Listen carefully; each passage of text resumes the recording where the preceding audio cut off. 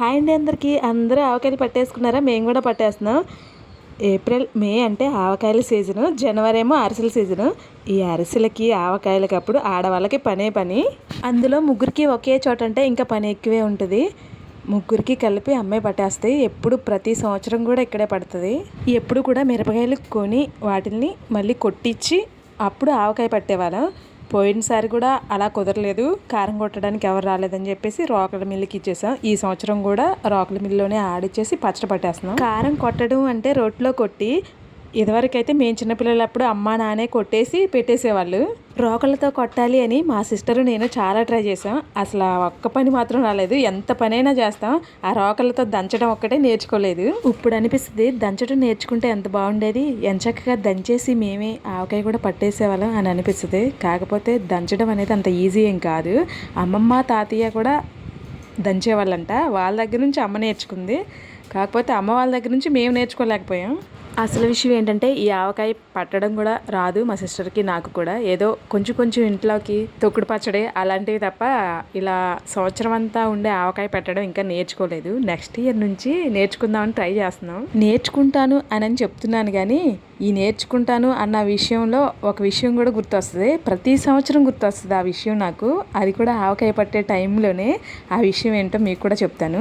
అసలైతే చిన్నప్పుడు ఏం జరిగింది అంటే, అమ్మ నాన్న ఆవకాయ పట్టే పనిలో ఉంటే అక్క నేను ఏం చేసామంటే, మామిడికాయ ముక్కలు నరికిన తర్వాత జీళ్ళు ఉంటాయి కదా వాటి లోపల, ఆ జీళ్ళు ఏం చేసామంటే కట్ చేయడం నేర్చుకుందాం మనం కూడా అని చెప్పేసి ఆ మామిడికాయలు కట్ చేసే కత్తిరి ఉంది కదా, ఆ కత్తిరి కింద ఈ జీళ్ళు పెట్టి కట్ చేస్తుంటే మా వేలు కూడా అందులో పడింది. మధ్యవేలు సిస్టర్ది మధ్యవేలే, నాది మధ్యవేలే. ఒకరికి తెలియకుండా ఒకరు కట్ చేసేసుకుని చాటుకి వెళ్ళిపోయాం. మళ్ళీ అమ్మ వస్తే కొడుతుందన్న భయం. అసలు ముందు ఆవకాయ పట్టాలంటే ముక్కలు కట్ చేయడం నేర్చుకోవాలి కదా. అలా ముక్కలు కట్ చేయడం నేర్చుకోవచ్చు, ఫస్ట్ జీళ్ళు కట్ చేస్తే అని చెప్పి మా సిస్టరు నేను జీళ్ళు ట్రై చేసాం అనమాట. ఆ మచ్చ ఇంకా ఇప్పటికీ అలాగే ఉండిపోయింది. ఆవకాయకి ముక్కలు కొట్టి ఆరబెట్టిన తర్వాత ఈ వెల్లుల్లిపాయలు కూడా డాబా పైన పెట్టడానికి వచ్చింది అమ్మ. వెల్లుల్లిపాయలకి ఏం చేయాలంటే లైట్గా ఆయిల్ రాసి ఎండలో పెడితే పొట్టు అనేది త్వరగా వచ్చేస్తుంది. వెల్లుల్లిపాయలకి ఎంత పొట్టు ఉంటే అంత పొట్టుతో వేసాం కదా. అప్పుడు ఏం చేయాలంటే ఎండిన తర్వాత అమ్మ ఏం చేస్తుంది అంటే మూట కట్టేసి 1-2 దెబ్బలు వేస్తుంది కింద. అప్పుడు పొట్టు అనేది చాలా ఈజీగా వచ్చేస్తుంది. ఇప్పుడు ఈ వెల్లుల్లిపాయలు కూడా కొంచెం ముద్దలాగా దంచి కూడా వేయాలి, ఎందుకంటే ఫ్లేవర్ అనేది చాలా బాగా వస్తుంది, టేస్ట్ కూడా చాలా బాగుంటుంది పచ్చడి. ఇవన్నీ కూడా మొత్తం వేసేయకుండా వాటిలో కొన్ని తీసి దంచి వేసుకోవాలి. అసలైతే మామిడికాయలు తేగానే వాటర్లో వేసేసారు. వాటర్లో వేసిన తర్వాత మళ్ళీ వాటిని తీసి ఆ చివర ముచ్చుకులు అనేది కోసేసి ఆ కాయలు కొంతసేపు ఆరబెట్టి ఆ తర్వాత మళ్ళీ ముక్కలు కొట్టి ముక్కలు కూడా శుభ్రంగా తుడిచి ముక్కలు ఆరిన తర్వాత మార్నింగ్ ముక్కలు కొడితే ఈవినింగ్ పచ్చడి కలిపింది అమ్మ. ఇక్కడ ఏంటంటే ముగ్గురికి సపరేట్ చేసేసింది. కారం అయినా సరే, మెంతిపిండి అయినా సరే, అట్లా ముగ్గురికి 3 బేషనీల్లోకి ఉంచేసింది. ఎవరిది వాళ్ళకి కలిపి ఇచ్చేస్తే తీసుకొని వెళ్ళిపోతాం అనమాట. ఎప్పుడు కూడా ఇలాగే చేస్తాం.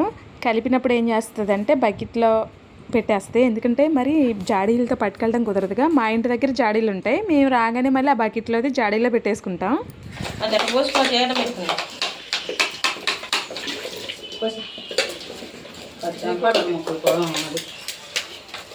అసలైతే ఇంకా ముందు వెళ్ళాల్సింది మేము ఏం చేసామంటే బుధవారం నైట్ వెళ్ళి గురువారం రోజు పచ్చడి పట్టేసిన తర్వాత మళ్ళీ గురువారం రోజే ఇంటికి వచ్చేసాం.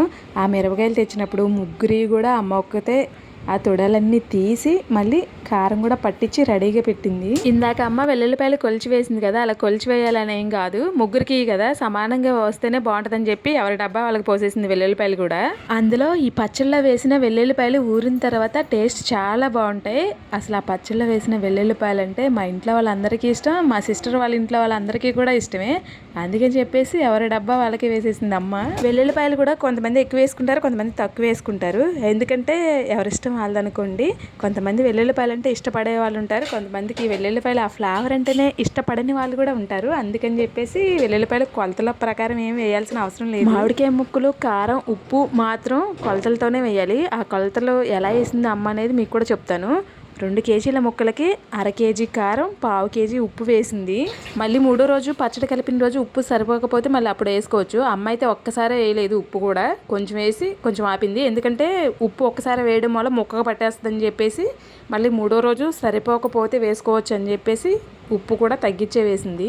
ఇంకా మెంతిపిండి ఆవపిండి అంటారా, అవి కూడా ఎక్కువ తక్కువ తినే వాళ్ళు ఉంటారు కాబట్టి చూసి వేసుకోవాలి. మామిడికాయ ముక్కలు ఇలా నూనెలో ముంచి వేయడం వల్ల మొక్క గమ్మున మెతక రాదని చెప్పేసి ఎప్పుడు పట్టినా ఇలాగే పడతాం. మామిడికాయ ముక్కలు నూనెలో ముంచి తీసి మళ్ళీ కారంలో వేసిన తర్వాతే బకెట్లో వేస్తామా. ఈ బకెట్లు కూడా అలా ఉంచేయము, జాడీలోనే బాగుంటుంది పచ్చడి అనేది.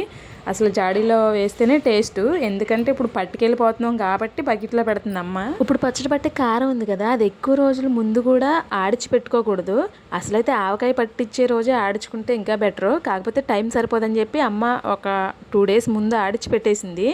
కాయలు కూడా మరి ఎండిపోకూడదు, అవి తెలుపు రంగు వచ్చేస్తుంది మళ్ళీ కారం కూడా.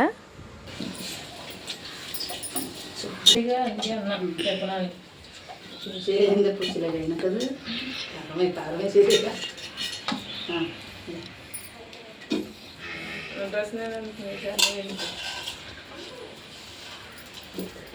జరిపేసుకున్న పేస్ట్ని. ఈ పచ్చడి పట్టే కారం మిరపకాయలు కూడా షాపులో కాకుండా డైరెక్ట్గా రైతుల దగ్గర ఉంటాయి కదా, వాళ్ళ దగ్గర నుంచి తీసుకొచ్చాం.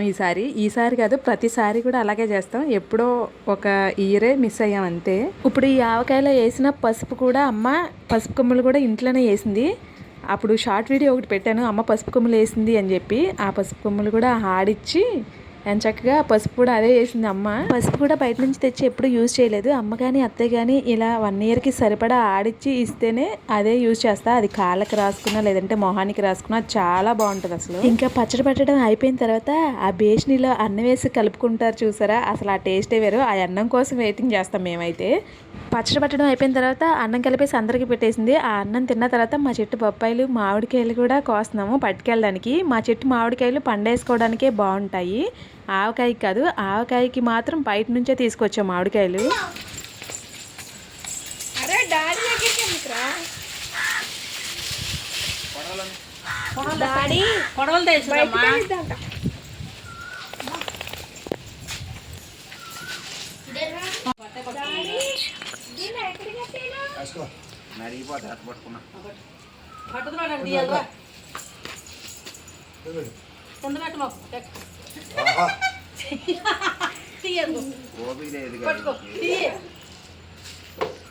ఈ కాయ పడతారా పడితే ఇంకా పెద్దకాయ అయితే ఇంకేముంటుంది. అయ్యేదని తీసుకురా మందులో పెట్టి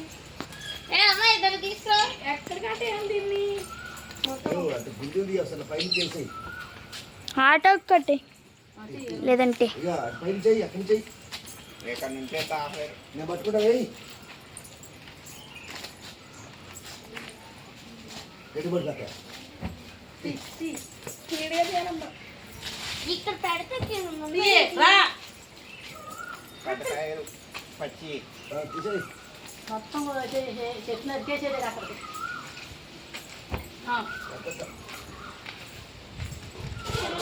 కొండిదే కానీ ఏదన్నా కానీ చెట్టు నరికేసేది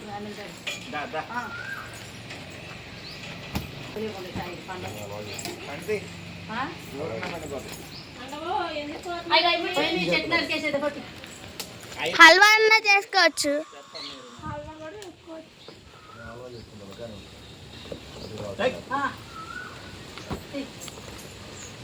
ఇది బాగుంది కాయ.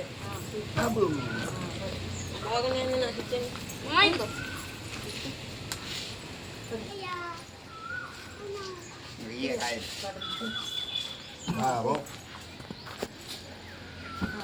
కాయ అయిపోయింది. నరికేదా ఇంకా ఉన్నాయి చెన్నయ్య. ఇంకా పచ్చడి పట్టడం మా చెట్టు బొప్పాయిలు మామిడికాయలు కోయడం కూడా అయిపోయింది. ఈ మామిడికాయలన్నీ కూడా పండేయడానికే. ఈ మామిడికాయలు కోసినప్పుడు ఎప్పుడైనా సరే ఆ ముచ్చుకులు అనేవి ఇలా కిందకి పెట్టేస్తే వాటికున్న సొనంతా కూడా కిందకి కారిపోయి కాయలు పండేసినప్పుడు కుళ్ళిపోకుండా ఉంటాయి. ఇప్పుడు మేము కోసిన చెట్టు మామిడికాయలు చిన్న రసాలు, టేస్ట్ అయితే చాలా బాగుంటాయి పండిన తర్వాత కూడా. ఇక్కడ బొప్పాయిలు ఏంటంటే పచ్చి కూడా కోసేసాము, పండిని కోసం పచ్చి కోసం. పచ్చి ఆవకాయ అయినా పెట్టుకోవచ్చు, లేదంటే హల్వా చేసుకున్నా చాలా బాగుంటుంది. హల్వా చేసింది నేను ఆల్రెడీ షార్ట్ వీడియోలో కూడా పెట్టాను, మీకు రెసిపీ కావాలంటే ఆ షార్ట్ వీడియో చూడండి. బొప్పాయిలు పచ్చి కూడా కోసేవాళ్ళం కాదు, ఎలాగో పైకి ఎక్కారు కదా చెట్టు కూడా తీసేయాలి, మొత్తం కోసేయండి అంటే కోసేసాం. ఇదేనండి ఈరోజు వీడియో అయితే. వీడియో నచ్చితే కాస్త సబ్స్క్రైబ్ చేసుకోండి.